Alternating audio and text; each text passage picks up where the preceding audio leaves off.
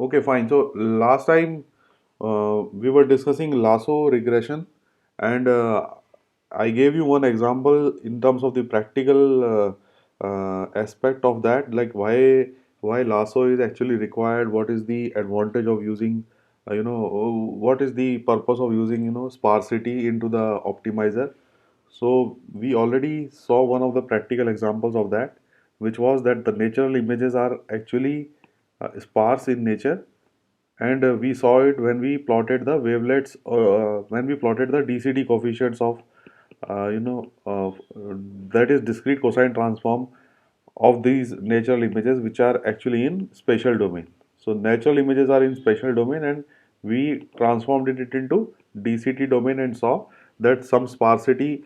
This is not the DCT domain. This one is the DCT domain, and we saw that signal is indeed sparse in DCT domain. So let's explore that. So lasso regression came, as a motivation by seeing these type of practical applications. Okay, the second example that I want to show you here is this example here. As you can see, we have multiple features that are to be fit with the crime rate. So this is the output variable y, and these are the features for this particular example. So these features are like, we have x1, x2, x3, x4, x5. So these are the various features that actually are used to predict the crime rate for a city. So it's a sort of a regression problem, and we are trying to predict, like, if a unknown city comes into play. If a unknown city comes, let us say here you have a unknown city of, like if 10 is there. If you have the data entry for that 10, I want to predict what is the crime rate for that.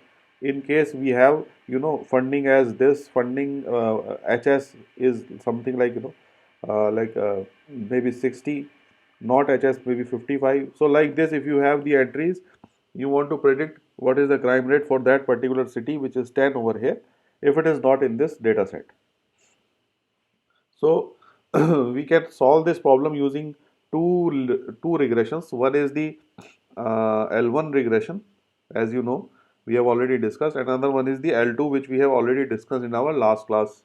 And this is basically the lasso regression, and the optimized value of theta that you obtain through lasso 1 is theta 1 hat parameterized by lambda, whereas in case of theta 2 it is whereas in case of L2 regularization it is denoted by theta 2 hat parameterized by lambda. So if you want to see this particular example, you can go to this website. It's a Stanford website from where I have taken it. So one of the books has this example there in that. So the problem is not about fitting. The problem is about what interpretation you will get when you will solve it through L1, when you solve it for L2. So as I discussed last time also, L2 regularization is nothing but it tries to find a simple curve which is just fitting the regression problem. So it is not, you know you will be using variation in the lambda. You will move it from point 1 to point 2 to point 3 or 1, 2 or 10, just to make sure that your fit curve is smoothly fitting that objective value y, but it should not be that complex, and some way or the other it is penalizing all the features which are present. So L2 regularization will be penalizing all the features, and it is not giving any intuition about the point that which feature is actually important in determining the crime rate. Like for example, if you want to determine whether x1 is important or x2 is important or x3, x4 or x5, out of these five, which one is most important in determining the crime rate of a city, then L2 regularization is not helping you in that, because it is penalizing all of them together at the same time. So if you want to come up with the situation where you want to know which feature is actually deciding the crime rate, then you go for L1 regularization. So when you do this L1 regularization, and when you plot the curves for the two cases, it will be something like this. So this one is ridge regression, which we also know is also called as L2, and this is the lasso regression, which is called as L1. So what we are doing here is we are actually plotting the feature attributes, which are we are actually plotting the feature attributes which are nothing but theta 1, sorry, this one is theta 2 optimized value for all the features, and for this we have theta 1 hat. So we are actually plotting the values of theta 1 and theta 2 with respect to lambda. So lambda is the regularization parameter in both the cases, as you know, it is coming in both the equations. So we are varying with lambda, and we are seeing the values of this. So what we observe in case of L2 regularization, which is on the left side of the figure, what we observe here is as you move your regularization parameter from 10 to the power 8 to 10 to the power 6, or if you move from 10 to the power 6 to 10 to the power 4, as you decrease the regularization parameter, then what you observe is all the features, these are all feature vectors actually. This one you can say uh, I cannot correlate here with with this particular thing, but let us assume that this one is x1, this is x2, this is x3, this is x4, so like this, and this is xy. So these are all feature vectors. So what is happening is when you are reducing the regularization parameter, you observe one thing which is important, and the observation is, all of these feature vectors are contributing. You can see here all of them are started to contribute to the crime rate. And here all, and if you go to any of the regions, whether it's this region, or if you go to this region, or if you go to this region, so in all of these regions, some of them are having more importance as compared to others, but most of them, but all of them are there. So very less is the situation that some like only this one is zero in this part. Otherwise, all the other four are there. So this shows that in case of L2 regularization, all the feature vectors will play the role. Am I audible to everyone? Yes, sir. Okay. Yes, sir. Okay. Okay, so this shows that the feature vectors are all scaled accordingly, and there is no importance given to any particular feature. Whereas in this case, if you go in this particular case, when you Sir, sorry yeah, for interrupting. yeah. Sorry for interrupting. You didn't present your screens. Oh, okay. Oh, I thought that some noise came. That's why I was asking you, like, any problem. So it was this. Okay, this is it.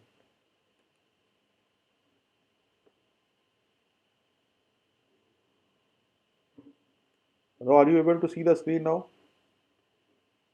Yes. Okay.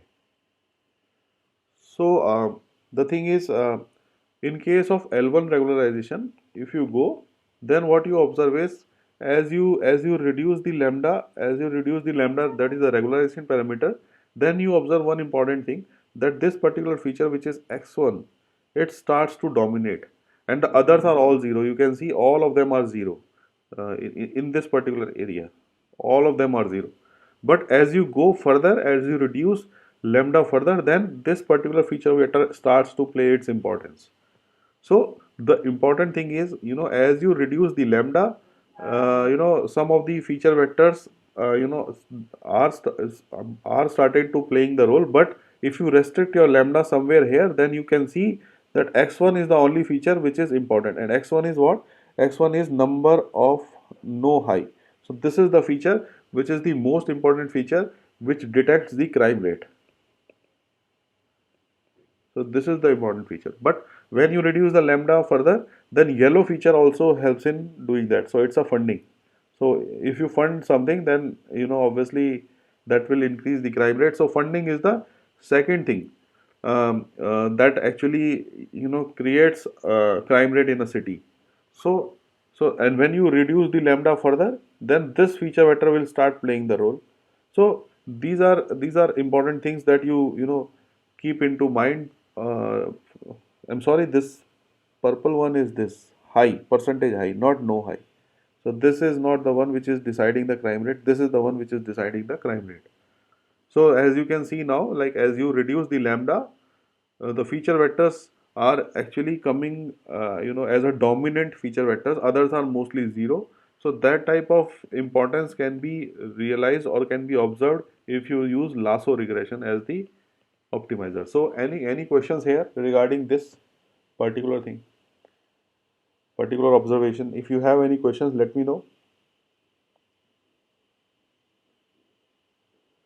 Okay, so if there are no questions, so this actually completes the overall regularization concept, that in case of regression. So most of the part of the regression part is finished, and now we are moving to the another area of machine learning, which is classification, and we will do that similar analysis what we have done for what we have done for regression. In similar analysis will be done in classification setting. So to start the discussion, let's do classification today for machine learning. So as you can see here, I have already shown this picture to you earlier. Let me change the color here.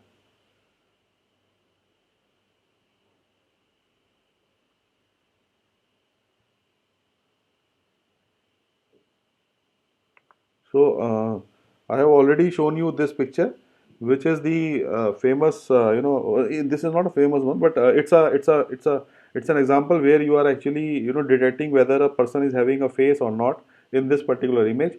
So what we are doing is I have already explained this example. So what we are doing here is we are detecting whether a person is having a face or not, and by face detection we are saying y equal to 1, which is the label which we are attaching with the face, and for a non-face we are attaching y equal to 0.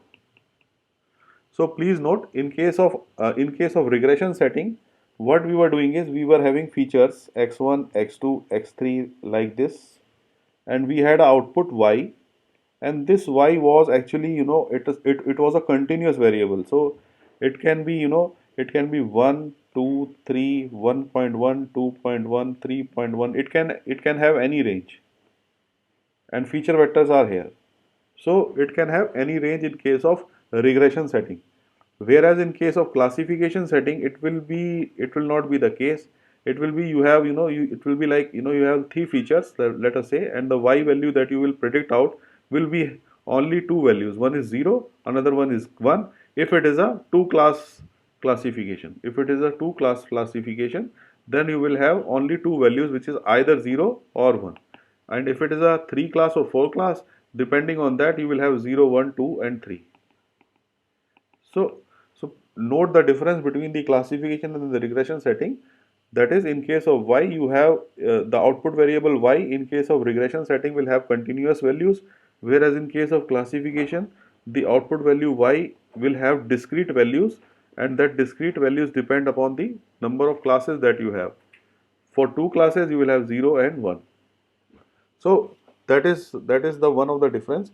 That's why I am writing here in this particular example that if you are detecting whether this particular thing is a face, then we are writing, to detect this, we are actually using a label corresponding to this face as y equal to 1. Whereas this particular box is not a face, so we are actually attaching a label of y equal to 0 for that. So this is actually shown in case of feature space here. So this is a feature space, let us say x1 and x2, if there are two features, but it will have a multiple features. But for this particular example, I am saying, let us say we have two features. So in this feature space, these points, the points that you are having here, indicates whether the value is y equal to 0 or a non-phase, or y equal to 1 if it's a phase. So we are trying to solve these type of problems here in this particular machine learning setting, where we have to predict the value whether it's in a phase class or it is in a non-phase class. So that we have to see today, and we will understand how we can do that.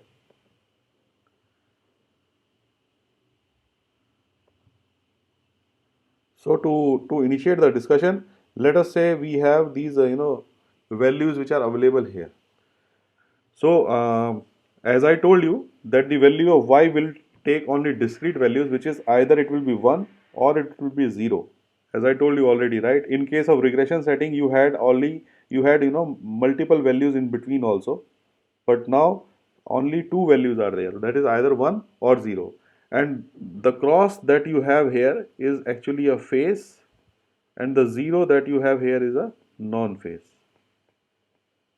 Let us say we assume that, like, whether, like, this is these are examples are face examples, like all these examples are face examples, and the non-face examples are no, I'm sorry, this will be uh, the x will be non-face and the zeros will be face, because we are saying that face value will have y equal to 1, and for non-face um, input we will have y equal to 0.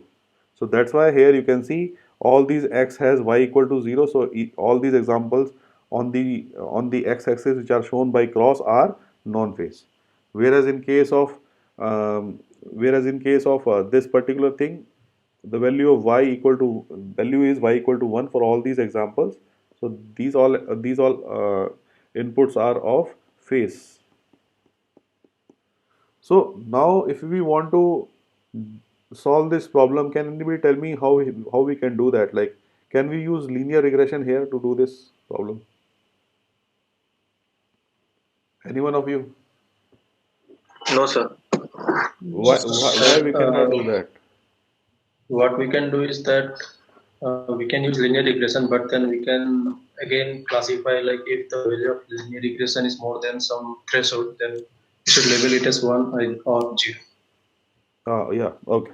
So the important thing is, now what we will do is we will try to solve it through linear regression and see whether we are able to do it or not, and what is the problem behind that. So let us say you fit a line which is given like this. So here, so first of all, I made a mistake here. These are not face images, these are non-face images. Sir, I have a question. Yeah. Like we are dividing the image into like smaller blocks, right? In Yes. order to find the face. Yeah. So either if the face is found, then we will be having zero, else we will be having x, right? Yeah. If the face is if the face Found is in that there, particular then block. yeah, if the face is there, then we will say y equal to 1 there. Yeah. Yeah. Then how come we can fit any regression line? Because if the face is not found in the very next block, then this curve will automatically get downward. No, we can fit a regression line because the feature space that you are trying to here use here, you are using only two feature space, that is x1 and x2. But this face, if you have this face over here, if it is a dimension of, let us say, 8 cross 8, this patch is a 8 cross 8 dimension, then what you can do is you can use 8 dimensions here as the feature vector, like x1 x2 till x8, and this is your y. Then this particular patch which is of 8 cos 8 can be represented as a dot at this point. So if it is a dot, then you can do regression, right? Yeah, yeah. Okay. So this is the thing. Now, if you have this particular setting here, so right now for simplicity we are taking only two-dimensional feature vector, but this can be extended to the face thing. That was an example. So here, what we are doing is we are actually fitting a regression line here now, and this white line is showing you a regressor, which is actually fitting the data set, which is given over here. But the important thing here is, like, if you have this line which is going through these data set, as one thing that you can note is this line is not a proper fit to the data set because it is not passing through most of the lines, most of the data points. So I think most of the data points are not lying on this. So it's a first of all, we can say that this line is not a perfect line to fit to this data. And the second thing is, what we can observe from here is, if we take a threshold value of zero point 0.5 in between 0 and 1, and if we see at this point, so this particular region which is given over here by this line, the white line, above this purple line, so it's basically a point, it's basically a region where, this particular region where your x theta, this x theta is the regression line which we have already discussed so many times in our earlier lecture. So I am taking this x dot theta from there. So this x dot theta is great if it is greater than zero point 0.5, because you can see all these values, or all this region which is given over here, the values that you obtain on this particular point of the on the line, the white line, all these values will be greater than 0.5. So if it is greater than 0.5, what we are doing is we are attaching a label of y equal to 1 to this.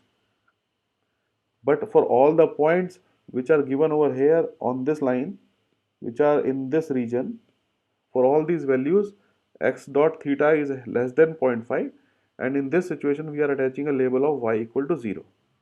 So this we can do, and there is no problem in doing it if you use this type of, this type of constraint onto the linear regression.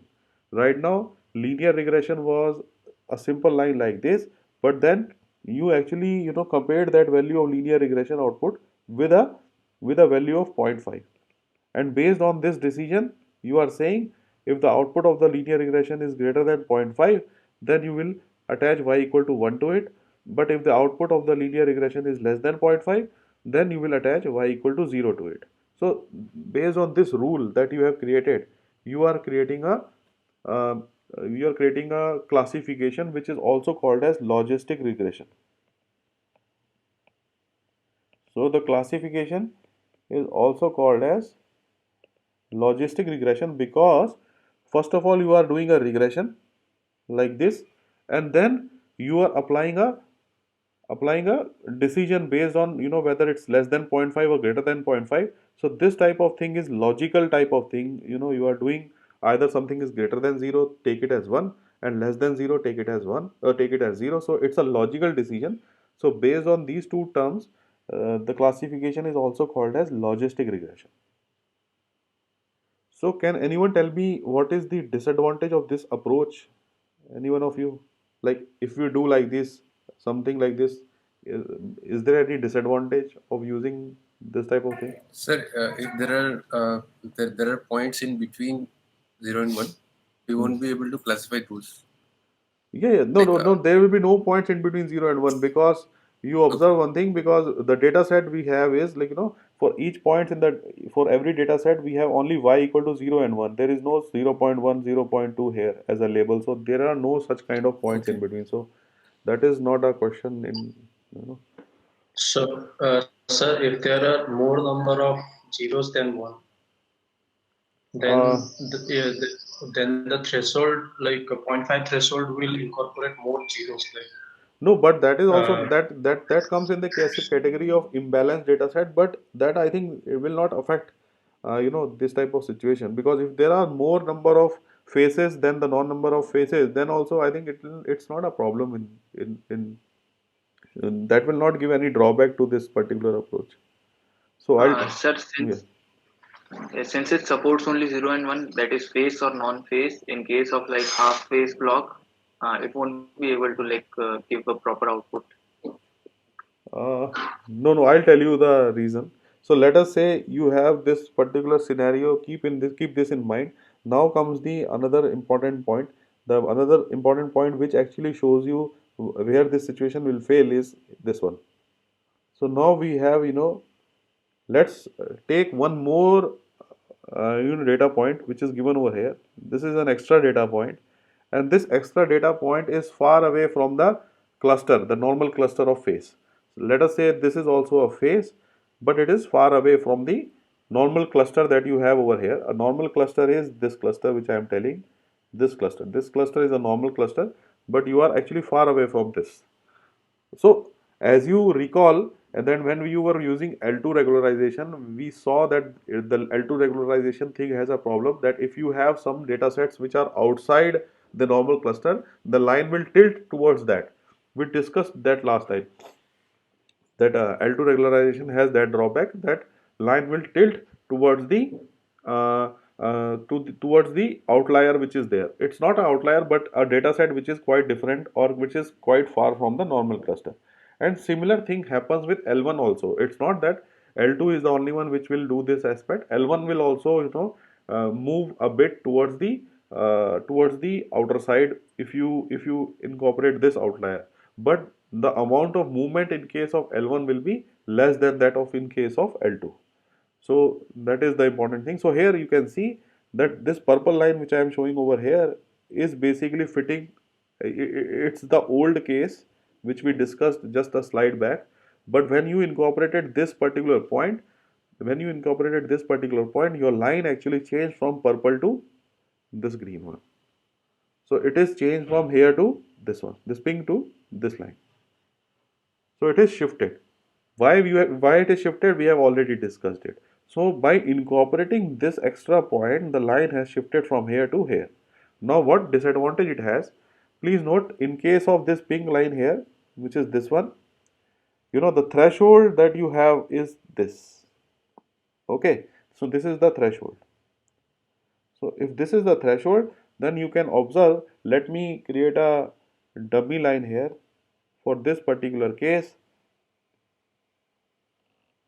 You know, you can, if this is the situation, then this is the boundary that is created for the purple line, and you can see that this particular boundary is coming because of this rule which we have written over here.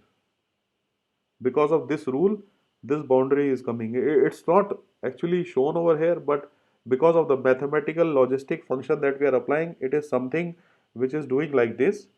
And in this, what it is doing is anything which is greater than this value, which is here, then it will be taken as phase, and anything which is less than this value, it is taking it as non-phase.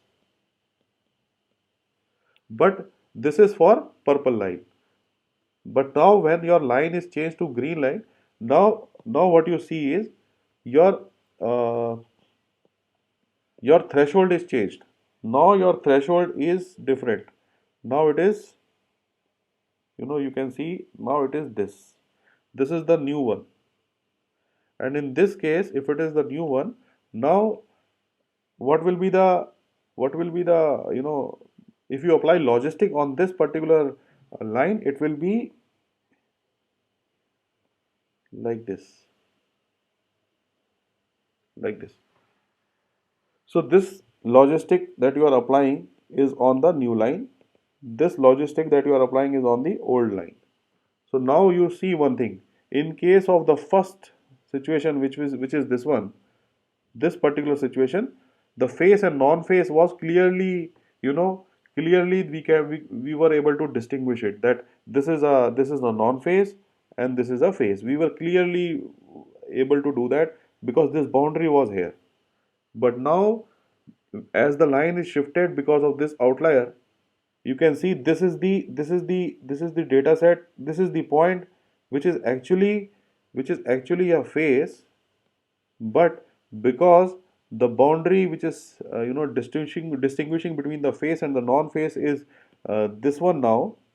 So because of that, this point actually,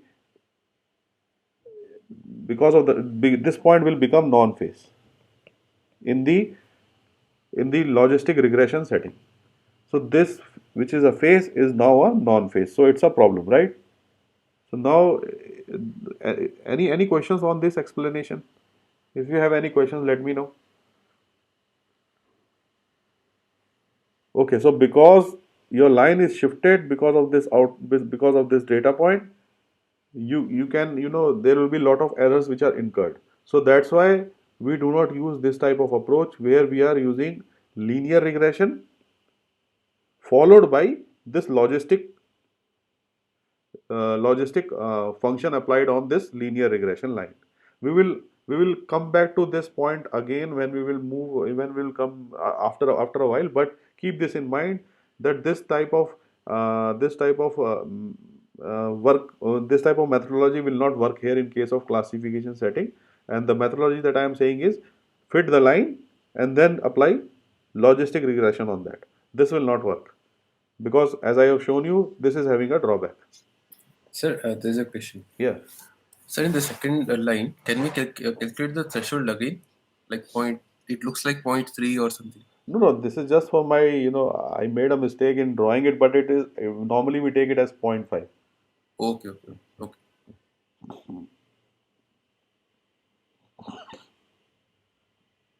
Okay, so now we understood that what is actually classification, what is logistic regression thing, and both of them are the same terms, and what are the difference between why we are calling it as logistic and regression. So when we have understood this clearly now, so now the thing is, I'm just drawing this model again. As you can recall, this from here we started our lectures on machine learning.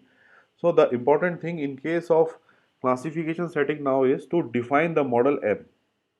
Please recall in case of earlier, in case of regression setting, what we have done is we defined a model like something like this, theta 0 plus theta 1x plus dot dot dot dot, something like this.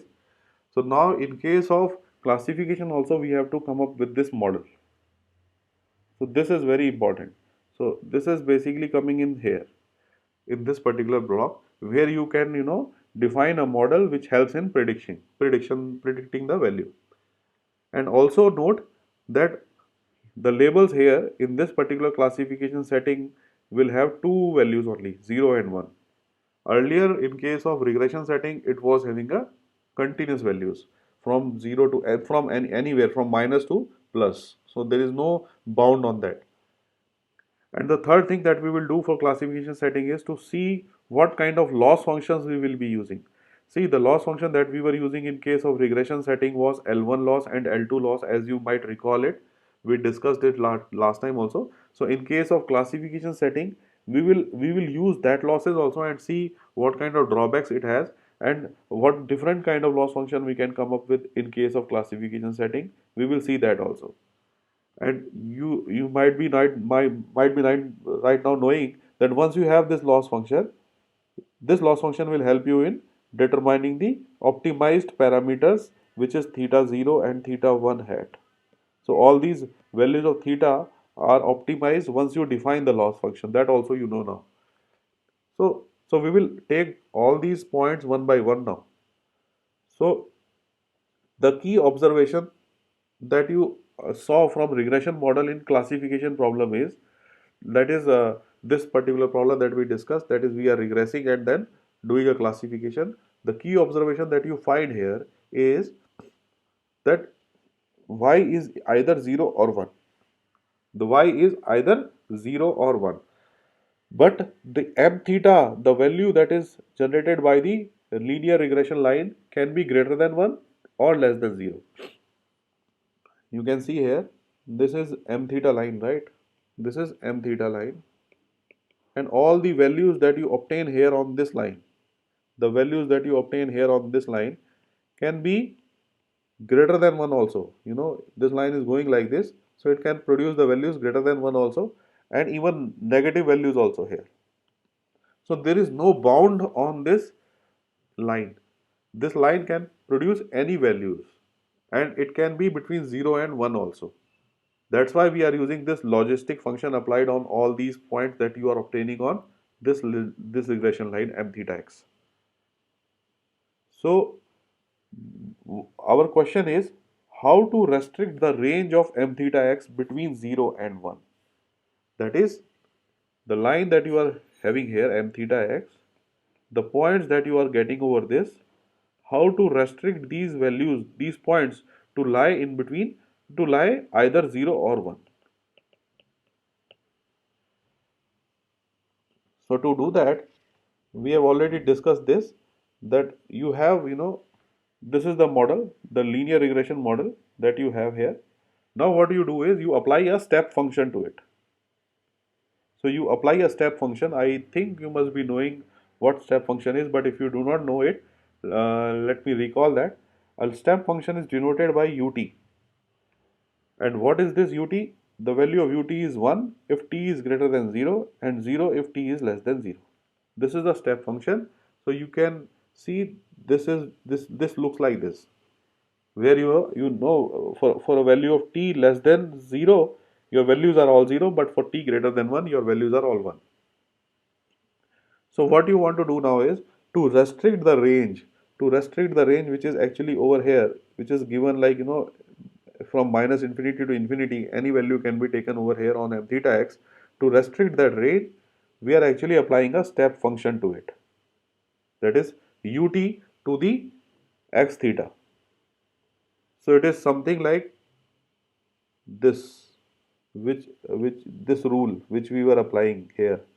At that time we were seeing it pictorially, but now I am explaining how mathematically you will do that. So this is what we are applying now here. So let us see that. So once you once you apply u on x theta, that is the regression line that you have here. So once you apply that, it is nothing but this particular function, which is u is either 1 or 0 depending upon your x theta is greater than 0 or less than 0. There is nothing fancy about it. The only thing that I changed is the variable t here. Earlier we had t here, so I replaced it by x dot theta. So everything over here also will change. So now this is your new classification model, you can say. This is your new classification model. In case of regression, you had theta 0 plus theta 1 x like this, but now in case of classification, your model has become like this, which is u x dot theta. And how it looks? It looks nothing like, it looks like this. So you can see it's the same story which I have just discussed earlier, but now it is more mathematical to, to to convey this information.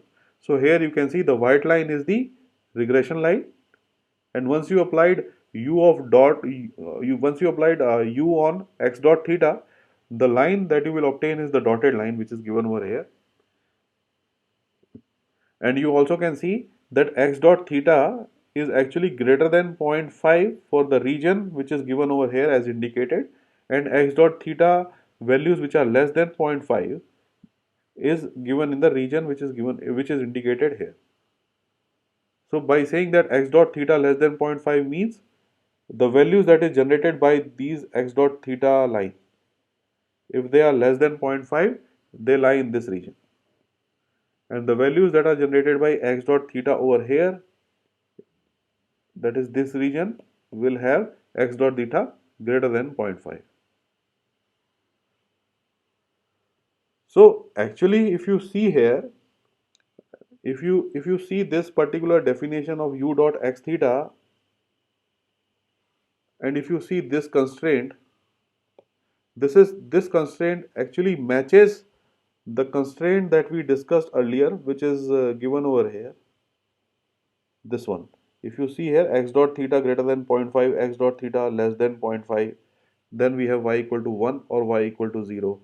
But here if you see, the definition that I have used for this particular thing is this, and it is not 0.5 here, it is 0. It is not 0.5 here, but it is 0.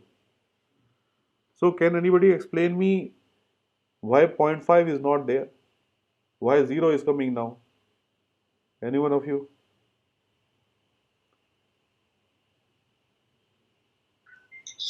So that is the characteristics of the step function. So for negative values, for less than 0, the line is flat, and the step function activates if the values are positive. No, but that is true. But what I'm asking is, like, the threshold here. I'm asking about this threshold. Earlier we were writing it as 0, but now it is 0.5, which we were discussing earlier. So where is the problem? Like right now here I'm writing it as 0. Earlier it was 0.5. So I'll tell you, both of them are actually same. So how they are same is, if you write your x dot theta as this, you already know that you can write it like this. It's a hypothesis function which is given like this, and if you write it as greater than 0.5, no problem. What you can do is, now you can bring it to the left side, so it will be theta 0 minus 0.5, and then you have again this particular thing which is already there. Now you call this new value, which is theta 0.5, as theta naught hat. So if this is a new theta naught hat, so you can say this is just a variable which is actually replacing the old value of theta 0 minus 0.5 as theta 0 hat. So it's just a replacement, so you can write it as theta 0 also. So there is no, just a variable. So if it is theta 0, a new theta 0, then you can again write it as x dot theta greater than 0. So this 0.5 is not that much of a problem, because you can actually incorporate it in the theta 0. So these two are same. So normally we will use this particular definition. and not this one. As you know that this thing can be incorporated here itself. So this is just for the explanation, but there is no point in discussing it. But I just wanted to show you that these both of the definitions are same. We can move zero point 0.5 this side. Okay. So if that is the case, then you can have this as the model for classification. So it's a model. Actually, you can write it as this also. So it's a model for classification. So now the important thing is once you have defined the model, you know that we have defined the model, and also you know that the values of y is between 0 and 1. Oh, no, no, not 0 and 1, only 0 and 1. Once we know these two things, now the next important thing that comes is how to obtain the optimal values of theta in this model which we have defined for classification. So because as we have already discussed in the pipeline of machine learning, now what we are heading towards is to get the optimal values of theta naught. Theta. That is the parameter that is over here. So to obtain the optimal values of theta, there are two approaches. The first approach is to fit the line x dot theta and then apply unit step function to it. And the second approach is to write a combined function like this and then find the optimal theta. So the important thing is these two approaches are totally different. The first approach we have discussed already, that is to fit the line x dot theta first and then apply the unit step. So please recall in our earlier slide I told you that this particular thing is a problem, right? Here we have, if you fit the line first and then you apply regression, then there might be a case that this particular outlier will create a problem because you will have different threshold problem here in this case because you are fitting the line first and then doing it. So it will be a problem because you are fitting the line first and then applying threshold. So if there is an outlier over here, then it's not an outlier but it's a phase component which is too far from the normal cluster, then what will happen is your thresholding will change and the phase will become non-phase as this example is here. So this is what I am telling here, that this particular approach which is given over here is not a good approach. That is to fit the line first. By saying fitting the line means you are actually getting the optimized parameter theta naught hat using linear regression first and then applying the unit step. This is not the correct way of doing it. What is the second way? The second way is to actually apply, you use a linear regression and then you apply unit step on that and then you optimize it for the value of theta naught. This is the best way of doing it to find the optimal parameters. So in this approach, in the second approach, what you are doing is you are actually trying to fit a curve which is like this because you are already applying unit step onto the x theta. So it's a curve which is like this. So based on your theta variation, your curve will move like this, your curve will move like this or this or this depending upon that. But it will not be affected by the outlier which is present over here because if if you move this way or this way, the thing is this is already covered and most of the data set will be covered and this variation will not be that high if you use this way of approach. Any problems here in this explanation? Any, if you have any doubts, let me know. So we will be adopting this way of doing the classification. So Sir, yeah. one question. Sir, on what basis we will feed the straight line first before converting it to step function? No, I told you right. This was a motivation, right? Because you already know regression, you already know what regression is. So it's quite natural that you will try to fit a line first, and then you will see that whether this particular data set, the line will actually fit that properly or not. And then you realize that, oh, it's not properly fitting. Let's apply logistic function on that line, and then you saw, okay, that is working fine, but then you observed there is an extra face which is coming out and this line is deviating. So that type of story I already told, right? So that is the basis, right? Okay. So we will be using this second approach. So in order to obtain the optimal value of theta, I already discussed it, that on page 3 you can see the discussion that we have already done, in which I have already explained this. Now the second method we will discuss now. What is the second method? The second method is to come up with the loss function, and we know already that the loss function is given like this, where m is the total number of training examples, and this is u of xi of theta. Earlier it was theta 0 plus theta 1 x plus theta 2 x2 in case of linear regression.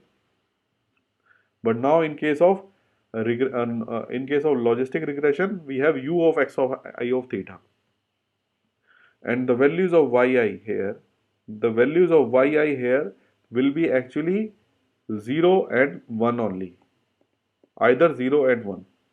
But in case of regression, this yi was a continuous value between from minus infinity to infinity.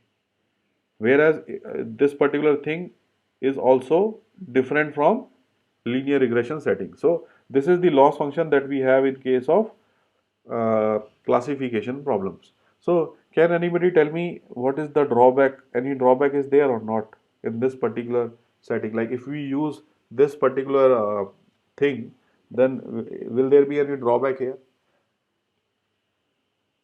One drawback we have already seen, and that drawback was that if you have an extra face here, then this particular face, which was a face, became a non-face because of the extra face which is coming on this side, extreme side of that cluster. Can anybody tell me any other drawback of this loss function? Sir, I have a doubt, very practical doubt indeed. I Yeah. don't know if it is very basic or like illogical, but what in normal pictures, like faces are randomly splitted, right? There is no specific pattern in pictures. So basically, what our model does is like it recognizes the pattern that has been covered till yet and tries to like predict what the repeated pattern will come or not, right? So No. what will happen in Hmm. case of random faces? No, the thing is, first of all, here it's about not about the pattern thing. It's about, you are not learning patterns in this machine learning thing until unless you go to the neural network. First of all, right now, what you are doing is the spatial properties of that patch. As I already discussed, we have this face, right? So this face has, they have pixels. So for example, if you have a 8 cross 8 face, then it will be 64 pixels. So if this is a 64 pixels, they are acting as a features for this particular face, and they are not learned here, because in case of neural networks it will be learned, but in case of normal machine learning setting, what you are doing is you are just plotting that point on a 64 dimensional space. So this is your 64 dimensional space, and you are plotting this point. So these features are not learned. The boundary will be learned using the machine learning, like whether, if you have these faces and then you have non faces this side. So what machine learning is doing is it's learning the boundary between the two. It's not learning the features, the new features, or basically, can you understand this? Yes, sir, yes, sir. Actually, So what we are doing is like we are bifurcating faces and non-faces. That's all. We yes. are not like going into things. No. So that is the thing. So so the drawback of this particular loss function which is given over here is this, the cost function that you will, if you plot this cost function, that is L of theta 0 and theta 1, then it looks like this. So you have this theta 0, let us assume that we have only two features, and the corresponding weights of that features are theta 0 and theta 1. So if I plot it on this x and y direction, and the loss on the y direction, on the z direction, then you will get something like this. So can anybody tell me what is the drawback of this loss function? Any one of you? So achieving minimum is a problem. You won't, it is, since it is not continuous. Yes. So one thing is it's not. it's not continuous. There are actually, there are breaks, there are steps in between in between these cost function. It's not continuous. So the problem is, if your optimizer is actually, if you started optimizing at this point, then what will happen is your optimizer will not go to the minimum. First of all, it's very difficult to see where the minima is. Maybe it is somewhere here, but the problem is these regions which are over here are all flat. So it's very difficult for the optimizer to, actually move in this direction, because it's all flat and the gradients are zero. So wherever you initialize your optimizer, it will always be flat, like this. So it cannot move from where you have started. And the second is, there is a huge discontinuity in these in between these curves. And because of that, it's really impractical to solve this particular cost function. And to observe it in another way, you can also see that we are actually, trying to put a function like this. We are trying to put a function like this, and this function is discontinuous at this point. And you know that the derivative is a problem here. So it's a very difficult thing to, do it through optimizers. So this discontinuity actually, uh, like, it is shifting from either 0 to 1. This discontinuity is coming up in this loss function. You can see here, these are all discontinuous points. So all this discontinuity is coming because of the way we have defined the logistic, this function. We are using unit step to do that. So this is the main problem in doing the classification setting. So can anybody tell me, like, how to avoid this problem? Like this, we have this discontinuity, and this discontinuity is actually getting a problem here in cost function, and the optimizer is not able to solve it. So can anybody tell me how we can, improve this solution? Anyone of you? Uh, converting it into a sinusoidal curve might help.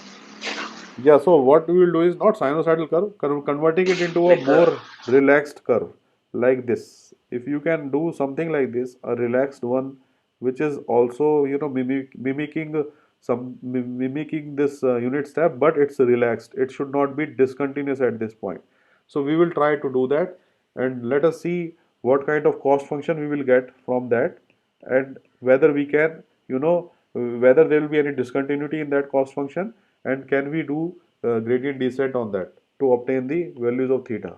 So if you do a smoother approximation of the derivative issue that we have discussed, that is what is called as logistic sigmoid function.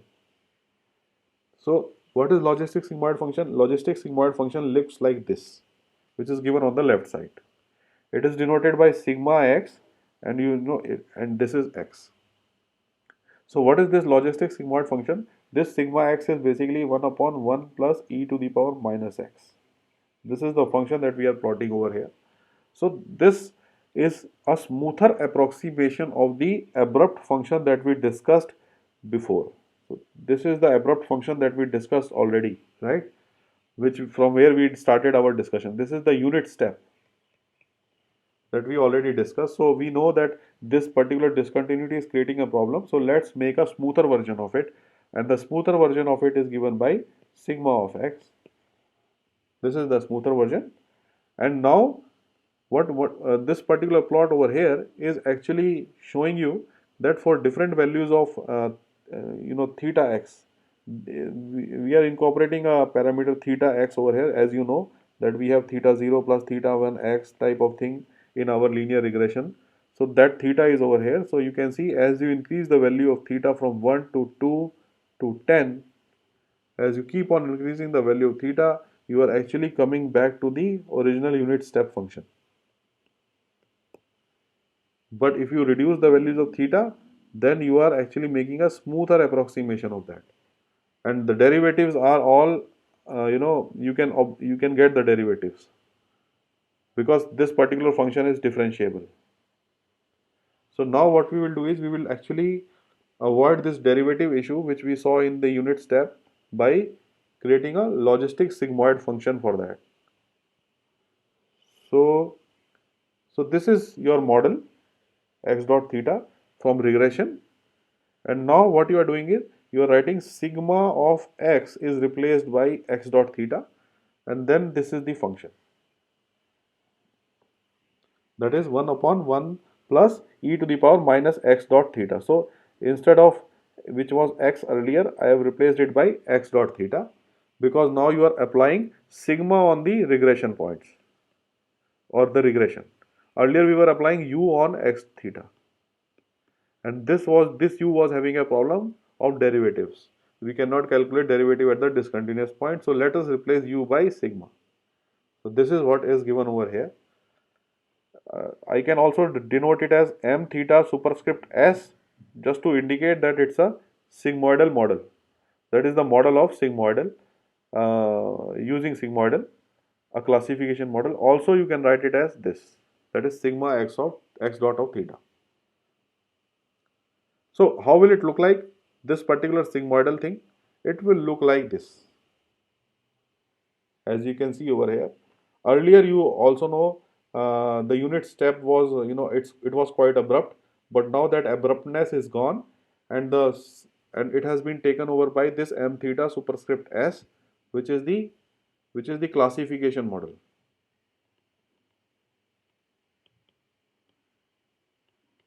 This was the regression model, m theta x, and m theta superscript s bracket x is the classification model given by this curve. And you can see it's a smoother approximation. So if it is a smoother approximation, then we can easily calculate the derivatives. So let us discuss that. So now if this is the loss function that you already have, right? This is the loss function. Now the only thing that is changed is, instead of using u, we are using sigma here. And this sigma of x of theta, now it's a smoother version of u, and everything else is same. So everything else is same. So now we will see how this particular cost function or particular loss looks like. This particular loss function looks like this. This is the loss function that corresponds to this particular thing. So can you observe any drawbacks here? Like even for this case, when we replaced it by a smoother approximation, then also we are having some loss or some problem. Can you tell me what that problem is? I have already written it. Steep gradients. No, that's not a problem. If Non-convex it is curve. actually, it's actually a non-convex function. Actually, it's a non-convex function. Though I have shown you in two-dimensional plot here, but if you see in one-dimensional case, if a function is non-convex, then you will have something like this. As I already explained you earlier, we have a minima here, which is a global minima, but we have several local minimas also. So there is a high chance that your optimizer will stuck in these local minimas instead of the global minima. But and in case of convex, you have only single global minima, which you can easily achieve using any gradient descent. The problem here is this particular cost function, when it is represented, this thing is represented in two dimension, it looks like this. And the problem here is, suppose if you are initializing your gradient here, then the problem is, it will be very slow to, go down the hill, and then it traps down, and then it goes down to the global optimum, which is given over here. It takes time, large amount of time. Whereas we have several local minimas also. Suppose here also we have a local minima, here also we have a local minima, and here also we have some local minima. So if your optimizer is starting from here, then it might be the case it gets stuck over this point or at this point. So depending upon the situation, you will be, stuck in the local optimas, and you will never hit this global optima.